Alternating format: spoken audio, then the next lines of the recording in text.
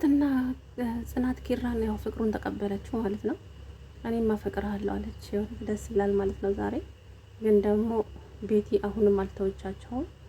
ቤቲ እንግዲህ ያው ነጭ ሰራተኛ እንደመጣች አልወደድኳትም ሲጀመር ማለት ነው። ተልእኮ እንዳለ ታስታውቃለች ከነገረ ስራዋ ማለት ነው። እና እንግዲህ ቤቲ ነች የላከቻት ብያለሁ። ይኸው ቤቲ ናት ማለት ነው። አሁን የገላመጠቻት በአሲድ ነው ፊትሽን ማጥበው እያለች እጅ ጨካኝ ማለት ነው።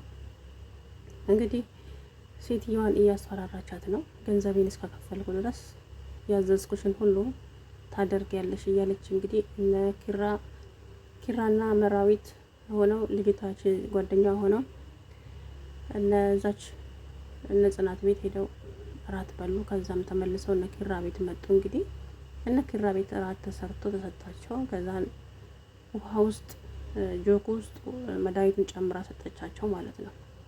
ከዛም እንግዲህ ያንን መድኃኒት ኪራና ጽናት ጠጥተው ሌሎቹ ምንም አልሆኑም። ኪራና ጽናት ክላሳቸው ገብተው ተኙ ማለት ነው። ከዛ ናሆሜ በሩን ቆልፈው ተኙ።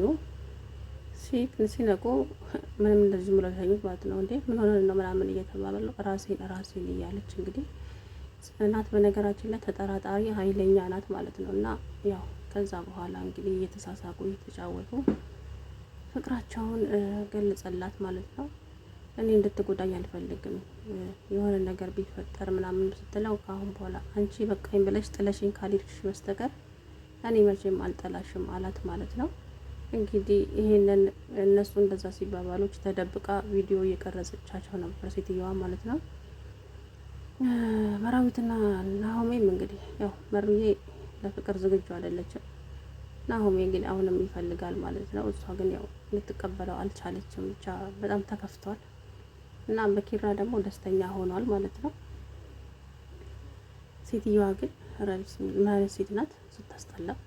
አሰላሙ አለይኩም ወራህመቱላሂ ወበረካቱ። ውድና የተከበራችሁ ቻናል ቤተሰቦች እንዴት ናችሁ? ደህና ናችሁ? እኔ ያለው አልሐምዱሊላህ። እንግዲህ ጽናትዬ ዛሬ ተለቋል ማለት ነው። ግን ደግሞ ፍቅራቸው መቀበሉ ደስ ብሎኛል። የኪራን ፍቅር መቀበሏ ያው ታፈቅረዋለች። እሷም ሰራተኛ ተብዬ ሰራተኛ አገባ ትባላለች። ለሱ ክብር ተጨነቀች ማለት ነው። ማንም ምንም አያገባውም፣ እኔ ካፈቀርኩሽ ማንም አያገባውም በእኔ ህይወት አላት። ምንም ቢፈጠር የፈለገ ነገር ቢመጣ አንቺ በቃኝ ብለሽ ጥለሽኝ ካልሄድሽ በስተቀር እኔ መቼም አልጠላሽም አላት ማለት ነው። ከዛም እንግዲህ እኔም እኮ አፈቅርሃለሁ ማላፈቅር መስሎህ እንዴ እንደዚህ እንደልፈልገ ነው ስትለው በቃ ፈከክ አለ ማለት ነው።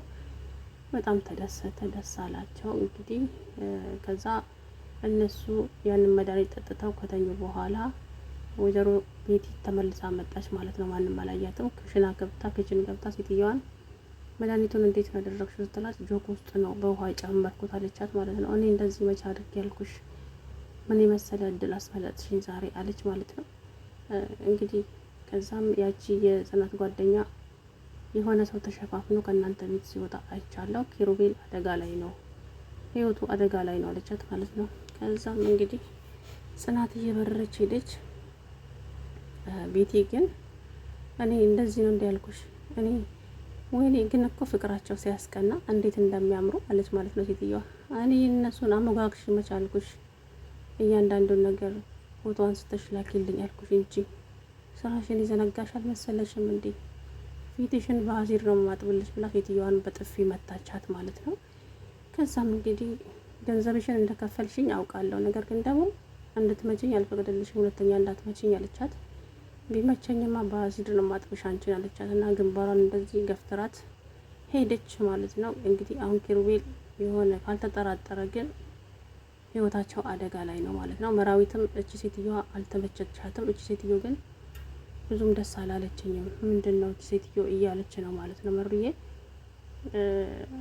ብቻ ተጠራጥረዋታል። እንግዲህ ከዛ ጽናት ተጠራጥራ እቺ ሴትዮማ የሆነ ነገር አለ፣ የሆነ ነገርማ ከጀርባው አለ እያለች ክችን ቆማ እያወራች እያለ እንግዲህ ከዛ ክችን ወደ ኩሽናው እንትን ውስጥ እየፈተሸች ነበረ። ምን እንደምትፈትሽ አላውቅም፣ መድኃኒት ይሆን ብቻ። ከዛ መጣችባት ማለት ነው። ምንድነው የምትፈልጊው ስትላት ደንግጣ አስቤዛ ምናምን መኖር አለመኖሩን እያየው ነው አለቻት ማለት ነው። እንግዲህ ሁሉ ነገር ሲደረግ ኪራ ምንም የሚያውቀው ጉዳይ የለም። ናሆሚ ምናልባት ይችን ቤቲን አንድ ቀን እግር ጥሎት ሊገናኙ ይችላሉ ብዬ ትጋለጣለች ብዬ አስባለሁ። ወይዘሮ ቤቲ አላቅም ማለት እኔ እኮ ብያለሁ። በቀደም ራሱ ሴትዮዋ እንደመጣች ምንም ቆሌ ያልወደዳትም። ከዛም ትገላመጣለች፣ ስልክ ታበዛለች፣ ማንም የለም ኪራ ብቻ ነው። ከዛም አንድ ጨበሪያም ልጅ መጣ አለች። ከዛ ደግሞ መሩና ጽናትን ስታያቸው ደግሞ መጣች የሆነች ሁለት ሴቶች፣ አንድ ረጅም እና አንድ ድንቡጭ አለች፣ አጭር ምናምን አለች፣ ጽናትን ማለት ነውና እንግዲህ ያው ጽናት ተጠራጣሪ ናት ብዬ አስባለሁ። ምግቡንም እኔ እሰራለሁ ብላ እንግዲህ እንትን ካለች ሴትዮዋ ትሸኛለች ብዬ አስባለሁ ከዛ ቤት ውስጥ ኪሩቤል ከነቃም ማለት ነው። ኪሩቤል ግን የሚነቃ አይመስለኝም። አላውቅም። እሷ የምትፈልገው ጽናትን ነው ቤቲ ማለት ነው። ጽናትን በመድኃኒት ልትገላት ይሆን አላውቅም። ሌላውን ሳይሆን ጽናትን ብቻ ነው የምትፈልገው ማለት ነው። እና ያው ኪሩቤል የራሷ ልታደርገው ፈልጋ ይሁን ልትበቀል ፈልጋ ይሁን አላውቅም ምን እንዳሰበች። እንግዲህ ያው እንግዲህ እንዳያችኋት ነው ተሸፋፍና እስራኤሎችን መስራ መጣች ማለት ነው። አላውቅም ምን እንደሚሆን እንግዲህ እስኪ። ሴትዮዋ ግን ከዚህ ሁሉ ቢቀርብሽ የሰው ህይወት ከምታበላሽ አንቺ ትልቅ ሰው አይደለሽ እንዴ? ይደብርሽም እንዴ? የምር ተይ እንጂ እውነቱን ተናገሪና የመሸበት ማደር ነው ማለት።